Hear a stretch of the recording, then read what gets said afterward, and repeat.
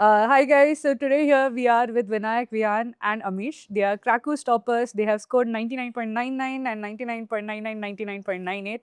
We are very, very proud of how well they have scored, and we just want to talk to them, know about their journey, how they prepared for CAT, and just what advice they would give to future students. So welcome guys, and it's very, very nice to talk to you guys today. So can you briefly tell us about you yourself and about your journey and how, like your background, etc.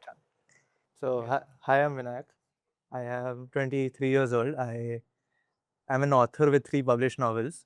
So, when I was 9, I read Harry Potter and I was like, I want an Indian author to write books like this. Took that upon myself, wrote these 3 books. They're called Crossroads, Cross Times, and Crosslinks. And these are for the teenagers and they've been enjoying the book a lot. Uh, just met a lot of people, have been doing public speaking since I wrote the book when I was 13 years old. So after meeting a lot of people, I understood how diverse things can be, which is why I thought I wanted to explore more things. I got into engineering. I had been to Doha when I was in 11th grade. Okay. So I loved the place there, the beauty and how it was built. So took civil engineering. After a few years, realized that I am more interested though in entrepreneurship, business and all these things. So thought I'll get some work experience first. So I started working in Sumitomo Mitsui, which is a NBFC. Okay. And there I worked as a data analyst.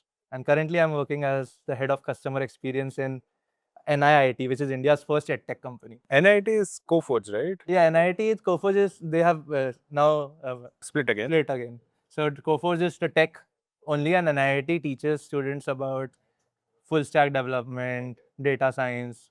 So we do IT courses. Okay, very nice. Good. I don't know.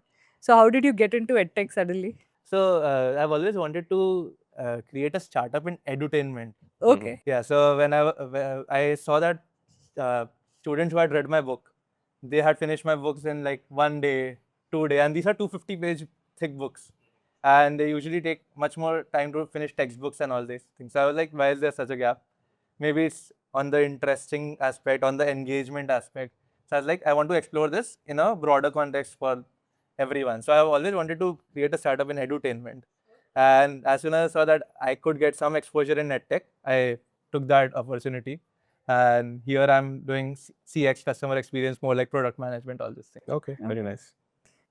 I am Vihaan Verma. I am 20 years old. I started programming during COVID-19 lockdown. I had nothing to do, so I taught myself programming. Then I saw my mom freelancing on Upwork, so I started freelancing on Upwork as well. I became a top-rated freelancer while still in high school. So, but I'd already chosen commerce, so I couldn't go the traditional BTech route. So I took bachelor's BA program in Eco from Hansraj College, and side by side, I started pursuing a Bachelor of Science in Data Science from IIT Madras, which is a distance learning program. So since I thought that would help me get my foot in the door for some tech internships, so I tried a few startups. They didn't scale past the MVP. I could build the products, but I couldn't scale them far. So that is why I thought I should try an MBS to get a little formal understanding of how businesses work first, and then maybe try again on some venture in the future. Okay. Very nice. Amish? Hi everyone, I'm Amish. I'm 21 years old. I'm currently a final year undergrad student at IIT Delhi doing engineering physics. Now my story is not as interesting as the previous two. So I was interested in physics from a young age. I went through various Olympiad, read books, watched a lot of YouTube on physics. And so I became interested during my science journey to pursue a career in physics. But through my undergrad years, I've realized that if I were to make a lasting impact in physics, I'm not smart enough for that, let's say. So I wanted to pursue some new things, possibly a new career. And I've explored various things during my undergrad, done various student activities. And I'm hoping that an MBA could be that pathway to helping me explore a new career. Okay, nice. So how many times have you taken CAT before? This is the first time for you. First attempt. My second attempt. I gave once in 2023. Okay. And how much did you score at that time? I scored 99.68. 9.68. Good score. Okay. And so just tell me, like, when did you start preparing? How did you start preparing? For this year? Yeah. So for this year, I started preparing a bit late. So I started preparing around September, start of September. So I had already given CAT once in 2023, so I knew I could cover the syllabus it was more about practicing mocks for me. So since I had a smaller window, I gave, I think, 5 mocks a week. 5 mocks a week. Okay, that's a lot actually. But were you able to give your best in each of the mocks? No, so realize that 3 mocks per week is probably a sweet spot to be in. So it did up and down in a few mocks, but I thought the practice that I was getting for VARC was important. So I gave more, like a lot of these were also sectionals, then I switched to sectionals. So VRC I finished all the VRC sectionals and the LRDI sectionals. Quant I gave less. Okay. So I joined a coaching in June, but I didn't start preparing seriously until September mid, when I finally decided, okay, I'll give CAT seriously this year. Before that, I was aiming for next year's attempt, and this year was I thought would just be a practice year. But then in September mid, I decided, okay, I'll give a serious attempt. I started with QA basics because I was very weak in QA, and then DILR basics. After that, I bought Cracku. First, I was introduced to the Quant Rush feature that Cracku released. So I used to practice with a friend. So we used to sit and we used to solve all the questions that we had on Quant Rush. We could never get a stake higher than 20. So, but that was very nice. And then he suggested that we should buy the sectionals. And we were already giving a few mocks. But I had also seen Sayalima's video. Before that, we had seen a lot of toppers saying that you should give mocks every day before, at least in September. So, but I'd seen Sayalima's video and ma'am said that only give approximately 2 to 3 mocks a week and try to give your best in each mock. So, I tried the give a mock each day strategy and the other Sayalima strategy as well. The latter strategy was better for me, and because I was very burnt out after giving a mock every day. So then in November, I started Cracku sectionals, and that was very helpful with DILR and QA, and especially the live sessions that you both did on YouTube. So they helped me a lot with QA and DILR. Okay. Amish? So I would say started about 100 days to go for the exam. I mean, I had written that amount of days in my notebook. So from that onwards, I had a brief idea about what I needed to do to get a good score. So I gave a 2025 previous year paper as an attempt. I hadn't seen any PYQs till then, and I scored, I think, decently. I think about 99 percentile in the first attempt itself. Because I think CAT is a very previous study based exam. I mean, you can cover most of the syllabus through your previous studies as well, especially if you're an engineer. So I think the syllabus was majorly covered. A few topics of quants needed to be brushed up, and LRDI, obviously you need to know the pattern of the questions to help you solve them fast. My English is usually strong, so I was able to do VARC majorly comfortably. And so my major focus was on doing LRDI. I was struggling the most in that section, and speeding up my quants. So I did that using the Cracku sectionals and the Cracku mock test. I would also like to point out that the best site for giving PYQs is Cracku. A lot of my friends also who gave CAT use the Cracku website to give the PYQs. Okay, thank you. So Vinayak, you are, I think, the only guy with WorkX here, right? Amongst the three. Was it tough for you to manage job and CAT prep, or? So a bit at the start, because I did not know how to actually manage both. But then I realized that I had to just get into a routine. So before I knew when my exam was gonna be, I just gave mocks in the evening. So I used to get back from office, what I started initially was I gave mocks as soon as I came home. Did not work. Of course, it's tiring and all. So I grabbed 1 hour of sleep. After that, got out of the sleep zone in half an hour and then gave the mocks. So realized that I had to schedule myself properly. And I think that helped. Even if I think one day I could not give a 2-hour mock, I gave a 40-minute sectional.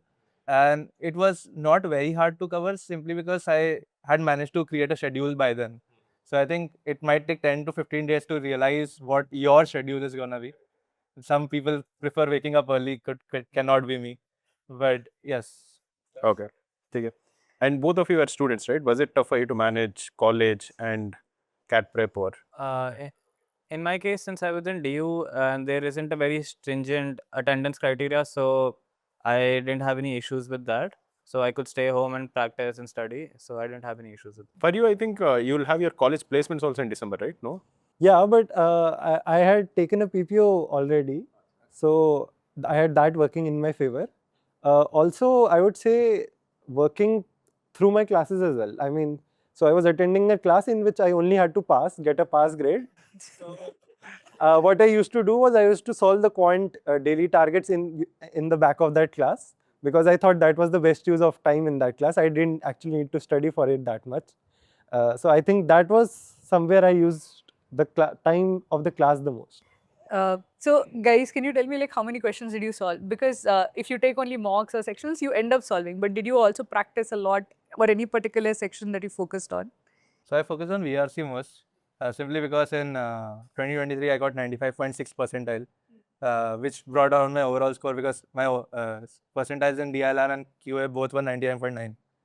But my overall became 99.68 because of VRC. So I thought I'll do well. So I was thinking, yeah, I would be able to do VRC well because I'm an author, but it worked against me in the way that being an author, I had some preconceived way of writing, way of understanding that I, as an author, have separate two people who write various articles. So I had to get out of that mind frame. So started working on VRC dedicatedly. Saw some videos of Salim, I'm yours, and was getting, after that, started getting 35, 40, 42, this range I started getting. 4 days before CAT, I saw a video where you said, do active reading and write each paragraph summary in one line quickly, and you will have an idea of things, how to go forward. Tried that. I was able to finish all 24 questions then as well. So tried that strategy, got 50 in the actual CAT. So the VRC jump was great. Did not focus too much on quant because I thought last time was, it's like, quant is something I'm very good at. But this time fell short in quant a bit, simply because I started fighting with the question which you had said not to do. If you are stuck at a question, just move past it. There was this one question of a rhombus in slot 1. I was like, yaar, ye to hona hi chahiye. Spent 5 minutes on that. So just got thoda deterred there. So in my case, I didn't practice VARC a lot. I spent most of my time on QA and DILR. So QA, I did the contrast. So those were around 500 questions, I think. So I did those 500 plus. I spent a lot of time first brushing up my basics. So those were a lot of questions, and then I gave all the quants and DILR sections on the Cracku website. I didn't score great in them, but those questions exposed me to a variety of questions that gave me an idea of how to solve the questions. So VRC I gave around 1-2 sections, but I felt I was good. I didn't need to do a lot. Geometry I'd actually left in QA, so I had more time to focus on the rest of the topics. So I spent most of my questions on arithmetic, and I did the same. Yeah, geometry I just left completely. Didn't know any formulas. I would say my majority of the practice outside sectional was through daily practice itself, considering that I didn't have that much time till the exam to open up a book and do all the questions in it. So I majorly used to, if I felt that a particular topic needed focus, so my weakest section was LRDI, so I used to do questions from that topic. Also, I think my major source of focus was PYQs as sectionals. So I used to give old PYQ papers as sectional or as a full paper in itself, not as a mock, but as a question practice. So I think because those are the best representatives of what questions you can get in CAT.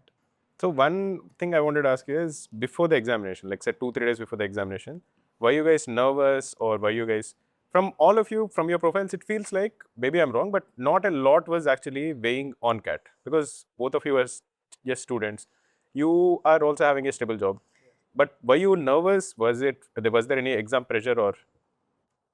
So for me, I mean, there wasn't too much of exam pressure, but it was there the day before.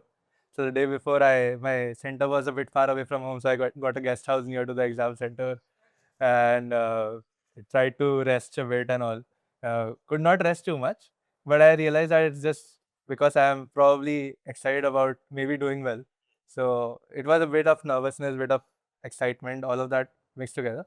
Before that, as such, I did not take too much tension because I knew I was doing a bit well in the mocks, and also that, I mean, I tell this to everyone who has given CAT and who's now asking me for advice, that nothing like, it won't change. It will be a important milestone, but it's not like life depends on it, or it's not groundbreaking in the way where your entire life trajectory will change. I have friends who have done engineering from non-IITs. So I'm from IIT Bombay. I have friends who have done from non-IITs, probably getting double the salary than I am. So it's all depends on multiple factors, which also includes luck. So I was like, I should just get some good rest. Managed to fall asleep, I think, 1 o'clock in the night, and I had the morning shift. But when I went there, I just concentrated on not falling asleep. 2023, when I had this afternoon slot, it was the lunch slot. I got very sleepy, so didn't want that to happen again. But there was a mix of nervousness, excitement.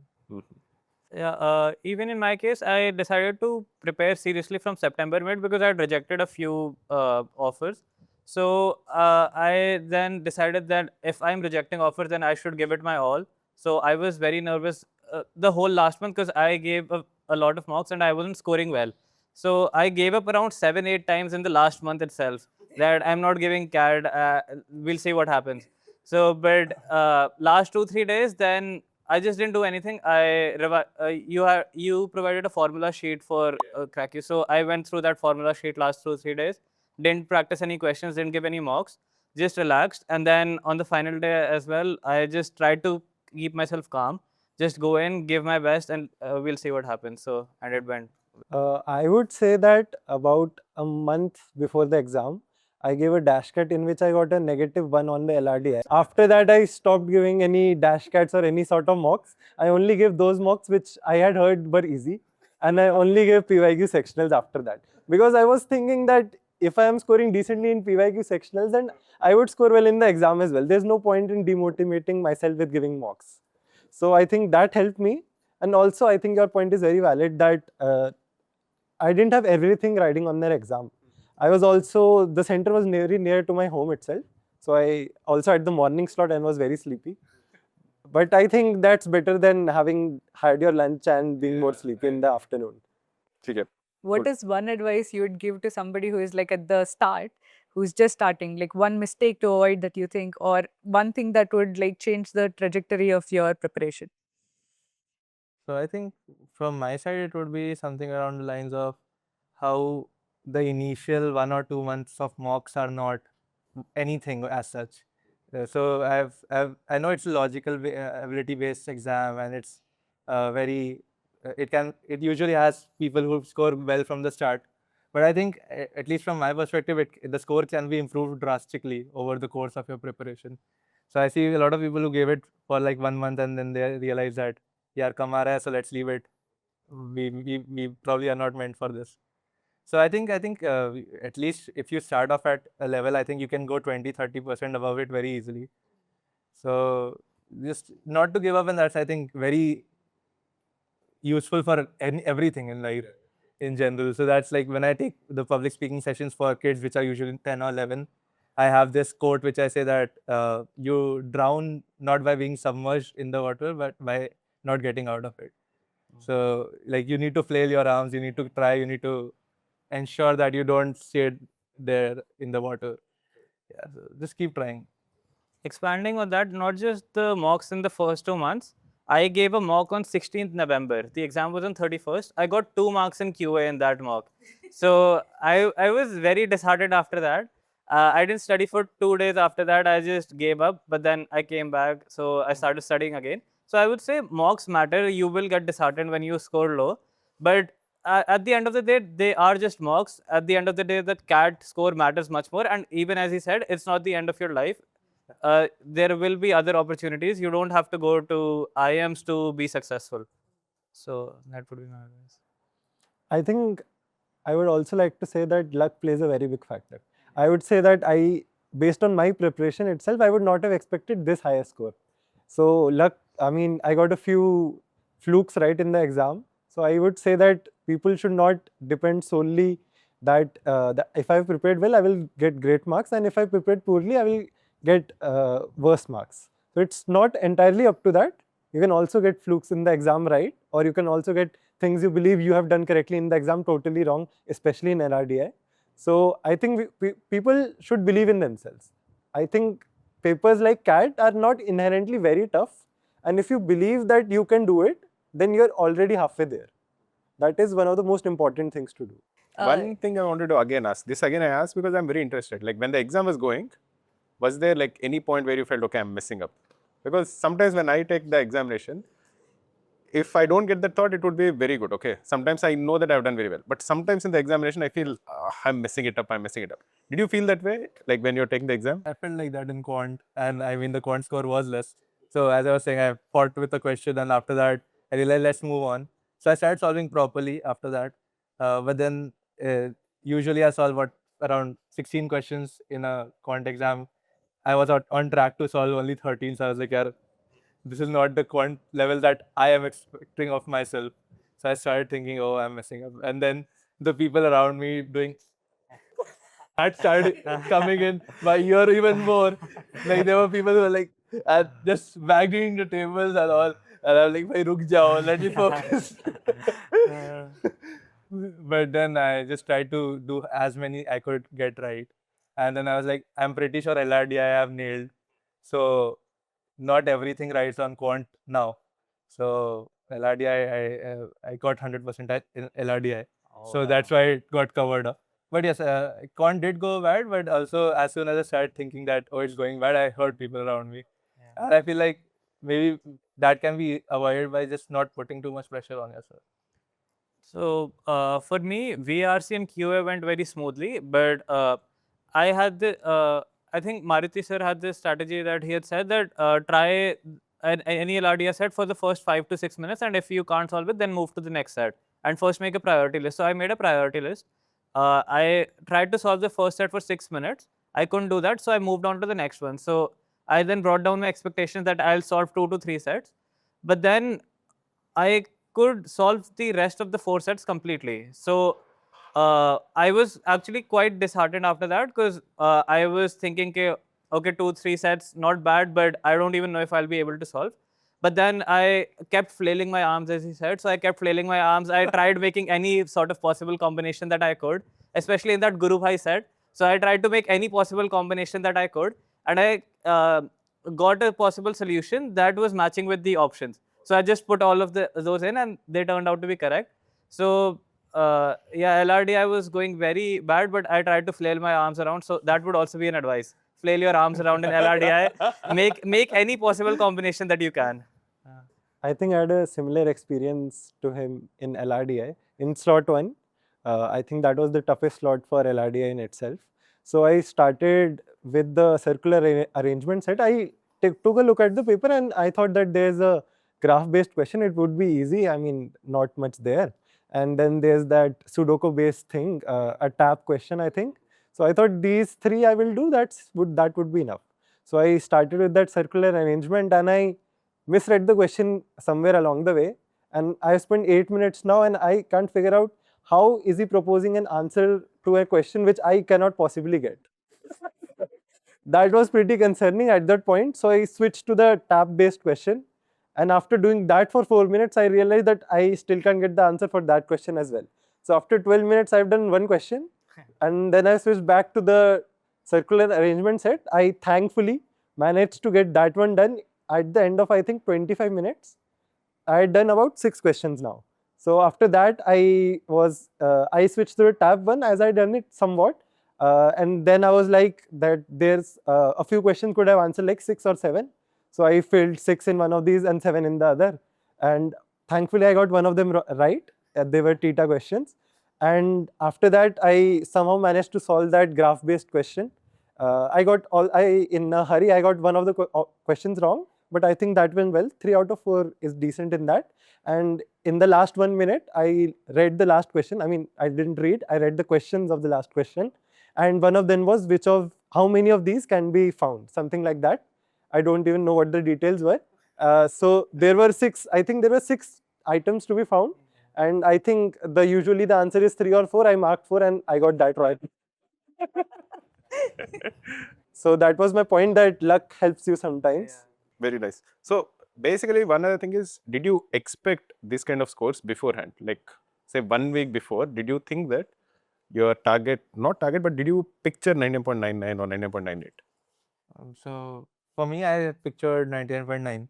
that was the goal, the threshold I wanted to break. So the aim, of course, was to get ABC and to get in a way where there won't be any discrepancy whether I get all these calls or not. So around 21 days before, I just started thinking that 99.9 is the thing I want to achieve. After giving the exam, after coming out of the exam, there were few coaching people out there discussing. So I heard them talking, thought, oh, everyone thinks that that's easy. Everyone's talking about, oh, math was very easy in slot 1. You could have solved 16 or 18 questions. I was like, यार मेरे से इतना गंदा हो गया. So then I thought कि maybe 99.9 नहीं आ रहा. But then after talking to a few people, saw कि अच्छा maybe tough था. So I thought 99.9 just touch होगा. But don't know. So a lot of predictors were saying 99.9 ही आएगा. But then saw कि okay, somehow reached 99.9 and happy about that. Now, though, I think it's all fair ground. As soon as you reach interviews, these matter, of course, a bit. But the score of the PIs are so much that that's what matters. So I think all of us are now the same, whoever's gotten the call. So now in that is the next 20 days of when the manifestation is for that now. Yeah, good. So in my case, I had actually never scored above 100 in any mock except one mock. So I had scored above 100 in only one mock. In PYQs, I had scored above 100. So before the exam, I had expected that no matter how bad I do, I should not go below 80. That was the baseline that I'd said, that I know I can get above 80 at least. So then LRDI happened. I could attempt 20 questions, and then I came out of the exam hall, and everybody on the internet was saying the opposite thing of what he had. So everybody was saying LRDI was very difficult. So now I started doubting myself. Did I do something wrong? How could I attempt 20 questions and people are saying that only 2 or 3 sets could be attempted? So now I started doubting myself, but then it worked out. But I'd never expected that I'd get a 99.99. I think this works on the principle that you will find content on social media which will make you feel like अरे कुछ गलत तो ही कर दिया मैंने. Like you'll see that content. If you've done better, you will think कि तुमने गंदा किया, and if you've done worse, you will think कि मैंने इतना गंदा कैसे कर दिया. You're in slot 2. Yeah, I was in slot. I would say that I expected 99.5 plus. I think I had that base level of preparation, and then there's obviously the variation on exam day. I would say that many people who I was with in my journey on Discord and various other servers, they were scoring around me in mocks, but they severely underperformed on the exam day. One thing I wanted to ask both of you, both of you are IITians, right? One thing I've seen is IITians tend to perform well on the day of the examination. Is there any reason, or many people ask me also that question? I can't give a proper answer because I don't know, but I've noticed that. Do you think that is true, or?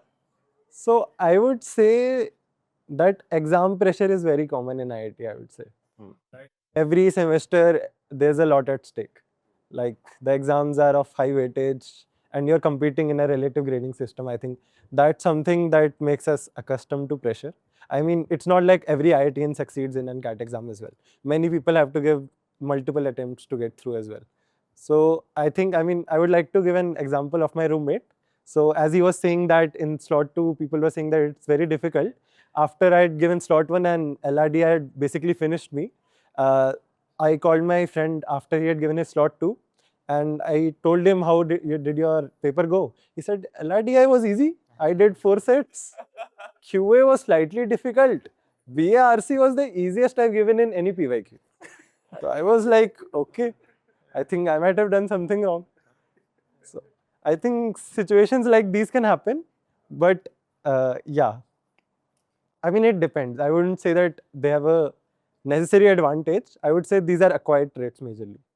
I think there is a slight edge on the logical thinking side, and that's simply just because most of the IITians are people who have properly grinded themselves in the 2 years of JEE, which builds that acumen. But more than that, I think to his point and something along those lines, to me, I feel in a different sort of angle. So though the exams were important, in IIT, no one emphasizes on them that much that it becomes like, yaar, exam nahi kiya to halat kharab. Like, of course, it's important to your grade. Of course, it's important for higher studies and everything and getting a good job. But I think everyone in IIT starts studying one day before. and what that helps in is two things. That one is how to cover things quick, and that's one big advantage I think that we have. And second is that we start disassociating with the thinking that this exam is everything. We start feeling there would be something next, there would be something next. And it's also, as you said, one of those points was we already have a good base to not worry about thinking that if this does not happen well, we won't have anything left. Less pressure. Yeah, so all these things I think compound a bit, and which is why some IITians do good. A lot of them don't because of these same reasons. A lot of them are very non-serious as well. So I think it's extremes for IITians. It's either the non-serious fully, those kind of people, or it's these people who are able to get serious and then use those things that compound. Okay, guys, very nice. That is it. Okay. Very happy to see that you guys have done very well. Thank you so much. Thank you.